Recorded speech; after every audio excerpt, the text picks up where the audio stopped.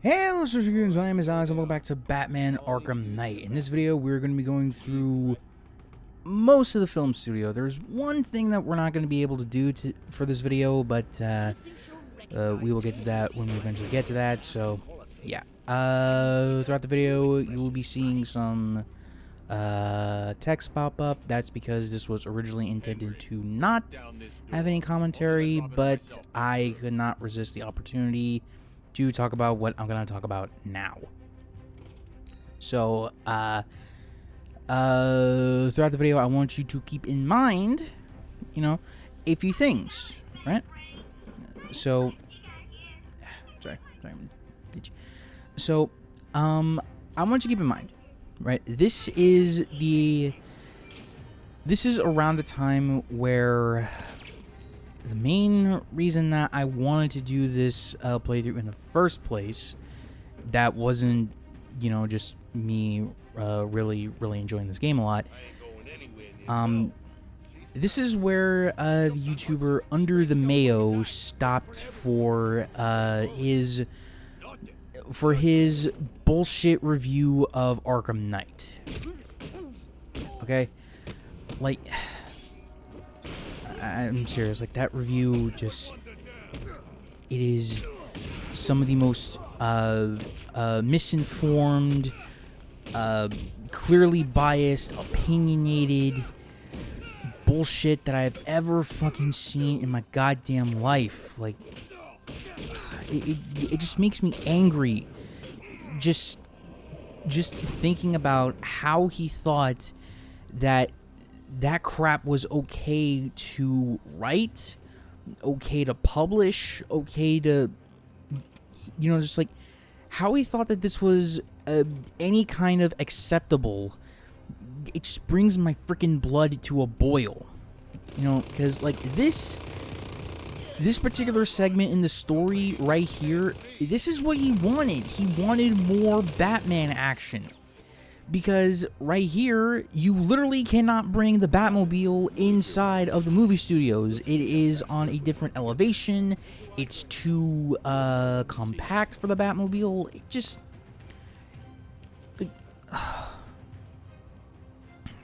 I don't understand Mayo's logic when it comes to his critiques and all that. Just, took your time back there.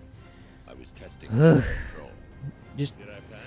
I hope he's fucking listening, because goddammit, I am tired of him just getting away with bullshit that isn't necessarily founded in any kind of logic. Or, oh, God damn it! Look at me! I'm so angry I can't even form a coherent sentence. Just, ugh. Anyway, Mayo, I hope you're watching, because it turns out this is everything that you wanted in the game. Stealth, combat, more time out of the Batmobile, which this game has a fair amount. Now, the next segment after this, well, the next true main story segment is definitely going to have a lot of Batmobile segments, because it's needed. It is for the plot, And what doesn't help is Mayo seems to not care for plot that much. Like I think that if you give him a story-focused game, like a Telltale game, for example, he will complain that you're not doing anything, which is kind of the point. You're meant to make choices throughout a Telltale game. I just don't freaking understand Mayo's logic. I'm sorry if it sounds like that I'm repeating his points, but, well, no, I'm sorry that it sounds like I'm repeating my points, but, Mayo repeats his on numerous occasions, so what is really stopping me from doing the same, You know, so I can need some water. Check that weapons crate.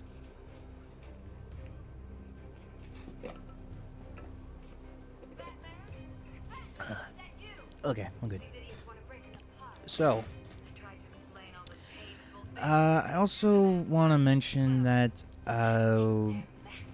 these goons here, you know, well, sorry,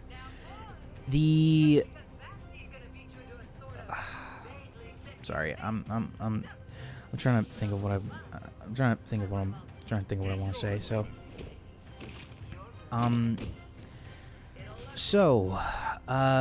First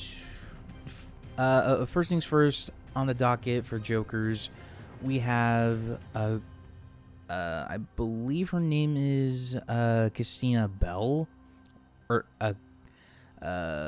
Christina, I believe her name is, but yeah. Anyway, she embodies Joker's obsession with Batman. I'm pretty sure you've seen it in her introduction and when she was threatening goons with her gun, but she is obsessed with Batman, like crazy obsessed. Ugh, sorry, I have a bit of a mucus problem, but anyway. So now that we got her thugs taken care of, we can go and get her in the main office, I believe. I think it's the office, but no. Though, side note, I would recommend that you keep mashing counter throughout the mini cutscene, because she can scratch Robin's cheek, and there is a bit of a different outcome if you counter or not. So, right there, Robin just choke slams her onto the ground, and if you don't, she will literally scratch Robin's face. And I got turned around there because I never freaking remember the way out of the haunted house set. But anyway, now that we got Christina taken care of, now we can go after either Albert King or Johnny Charisma. Personally, I always go after Charisma. Though I will have a bit of an edit there for his particular segment, so don't really worry too much about that. But anyway, yeah. Now I bring up the what's what I'm looking for. Now I bring up the aspect of Joker that Christina is embodying, because again, all three of these people embody different aspects of Joker, which doesn't make any sense because Batman says that they are turning into him. That doesn't, like they're not completely Jokers. They are aspects of him. Now I will say that's most likely due to the Titan blood or something, but I don't like how that plot device is handled.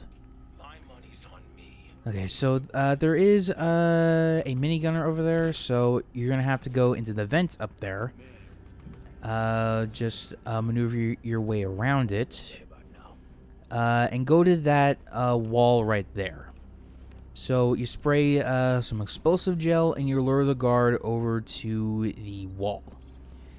Now, I'm not sure how this works, but apparently if you use explosive gel just on the ground, then a minigunner is not going to be harmed. But they'll go down with gel on a wall. I don't know how that makes sense. Maybe because there's more maybe the rubble or something is doing it, but I don't really know. Anyway, admittedly, I was just a wee bit stuck on that, but you know. Oh, right, yeah. Jason Todd, the second Robin, or as I like to call him, the first problem child in the Bat family. Yeah, this is the first time in the franchise that we actually know about Jason's existence. I think there was some comics that had Jason in them for the Arkhamverse, but this was the first game to actually acknowledge his existence. And yes, much like the comics, Jason was the second Robin, and Joker did kidnap and torture him, much like the death in the family storyline, which was the one comic that kind of made Jason the character he is today.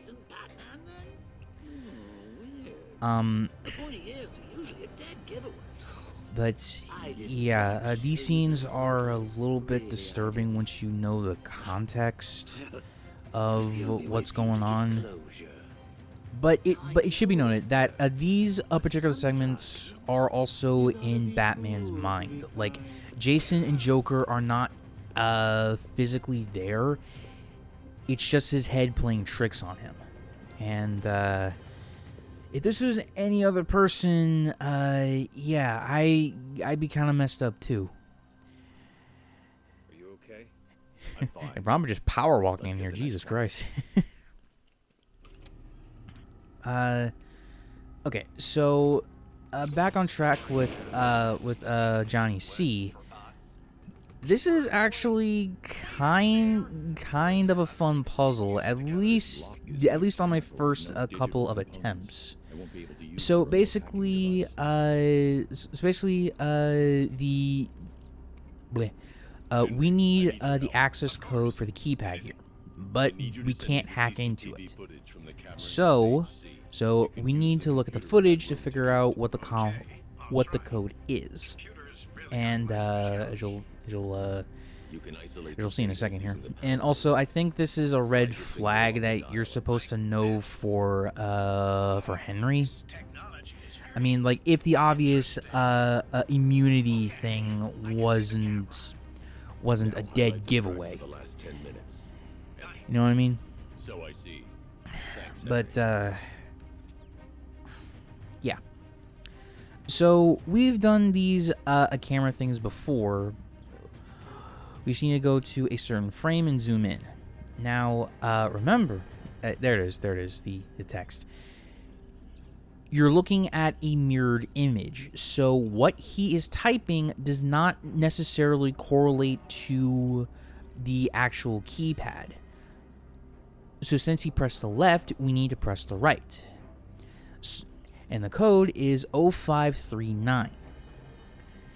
And I've seen a lot of people keep putting in 0517, and and as the text explained, Batman just straight up breaks the freaking thing if you keep getting it wrong. Like, I want to say like 3 times, and then he does it. But all you gotta do is remember that you're looking at a mirror, a mirrored image. It's not what's really there. And again, we see Joker here, and I actually kind of like this segment here. but really I wanted to talk more about Johnny. So Johnny, he exhibits Joker's showmanship. You know, like, he always wants to have a performance, you know? that's why he has this singing opportunity, and he's basically saying, well, I don't know. I'm sorry. We're almost done with this already. Just don't let him see you and go for the bombs. That's really it. But yeah, like pretty much every Joker infected is crazy, but they all have different traits. Like for example, Johnny C is Joker's showmanship, how he likes to put on a massive performance while he's in the act of doing something. That is, and like things like that kind of make me wonder what the writers were on when they came up with the idea that they're literally turning into Joker. Because I've said this before, and I'll say it again. I don't like this particular subplot because of how it's handled. Like I wouldn't mind it as much if they said, okay, they're doing certain things like Joker, but that doesn't necessarily mean that they're turning into him. Yes, they have a bunch of white pigmentation to their skin, and maybe a few strands of green hair here and there, but it doesn't necessarily constitute as a Joker, or the Joker, I should say, because remember the Jokers from Batman Beyond? One of them, deadass, just looked like the animated series Joker, but without the red lips. So, yeah, and also the Jokers was mainly just clowns. They weren't like only one of them looked like the Joker, you know. The rest were just a bunch of clown-themed villains, and just no. Oh, and yeah, you're not really meant to avoid that hanging object for long. So you just need to go over to the next room and well, there you go. But yeah, if you're wondering, well, actually, in hindsight, this does kind of ruin a plot line later on, but well, actually, maybe it could be interpreted as another way. Like maybe it's part of the fear that he feels due to Scarecrow, him losing Barbara, but I don't really know. Excuse me, sorry. So yeah, this one really disturbed me, because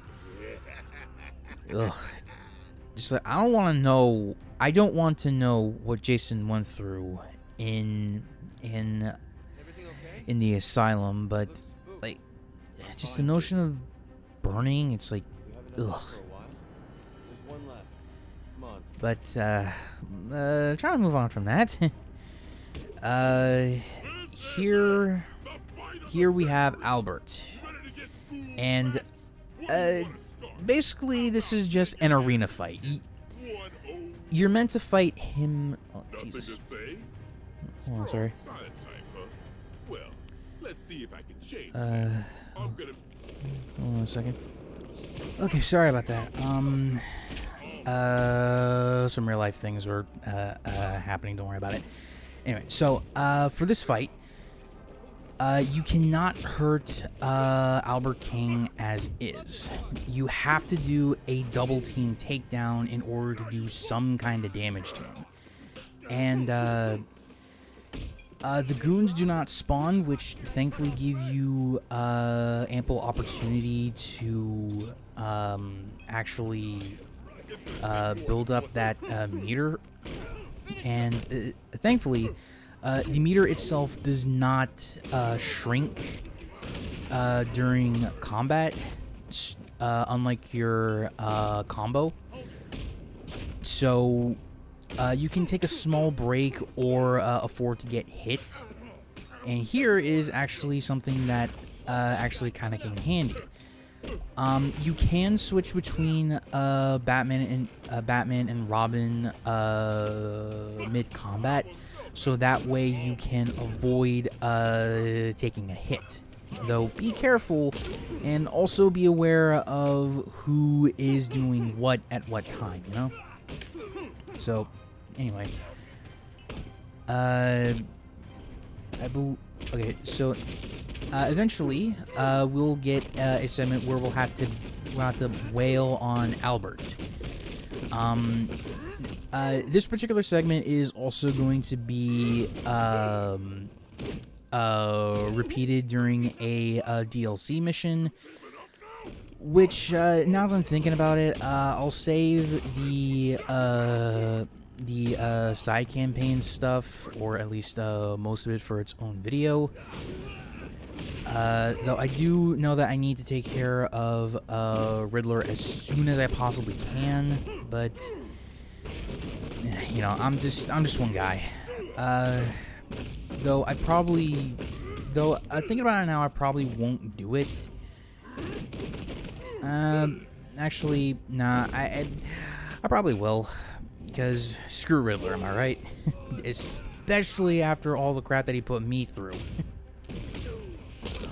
But anyway, with Albert done, the match is over, and yeah, that is all 3 Joker infected contained. But we need to head over to the main, like, believe it's the main lobby, I think. Because Harley's there, you know. But I also wanted to take this little moment right here to show off a riddle. That's actually a pain in the ass. It's actually a pain in the ass to do, because, like, I'm standing right in front of the thing, but it's saying that it's out of view. Like, motherfucker, I am standing right next to the damn thing. Jesus Christ. Oh well. At least there's not as much shit in this game compared to City. No, seriously, City is a pain in the ass to get. But anyway, so now that all of the infected are gone, well, they're taken care of, it's time for Harley. So just get this guy to open up the gate, but there's a little problem.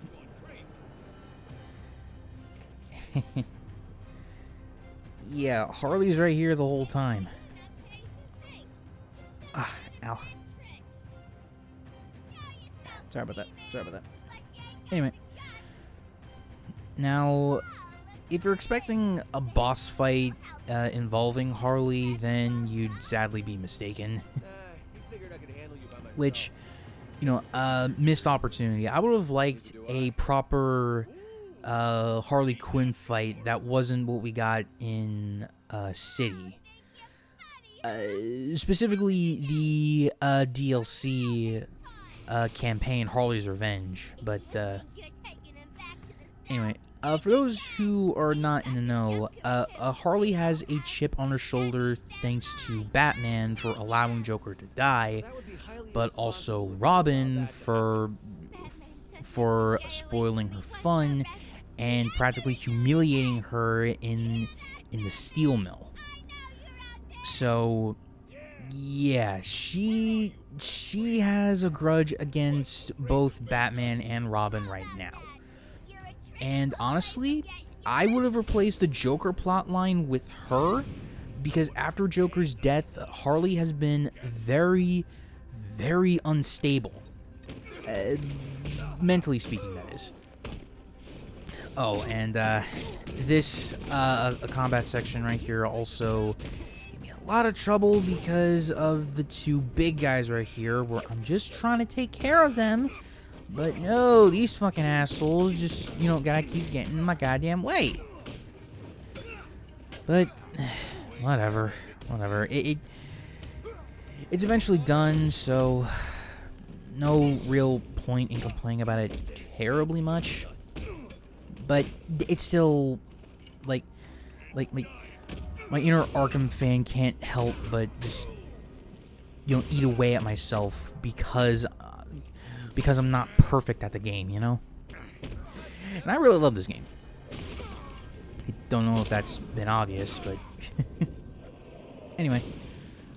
So that combat section's over. I'm impressed. And while Robin carries the practically 800-pound Albert Kane, Batman carries Harley over his shoulder. So yeah.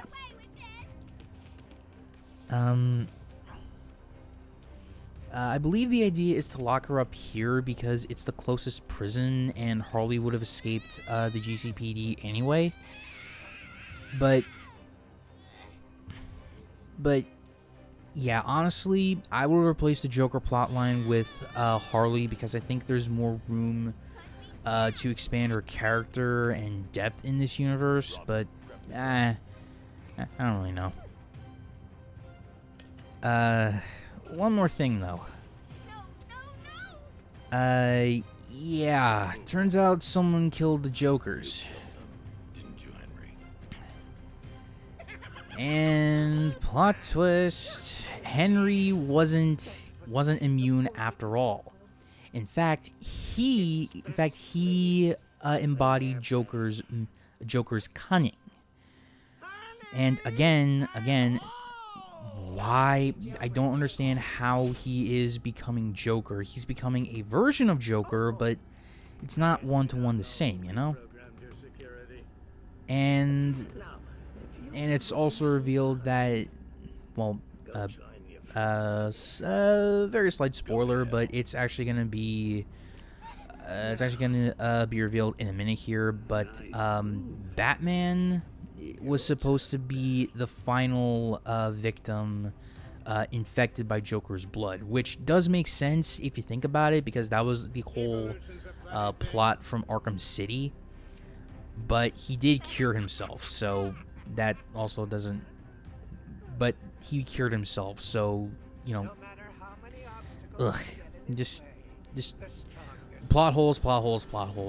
I don't really like it. But anyway, so the idea is that you're supposed to see Batman's eyes here in just a minute, but because of the costume I'm wearing, he has lenses over them, and it's kind of ruined, but the game assumes that you're playing with the base costume anyway, so, and I guess it's alright. But anyway, as the video is about to come to a close, I think it's about time that I sign off here. If you enjoyed this fairly lengthy video, be sure to leave a like, comment down below, and if you're new around here, please subscribe to the channel for more content. Thank you so much for 600 subscribers. Holy shit! I did not imagine we get this high. But anyway, until next time, Goons, remember, reach for the stars.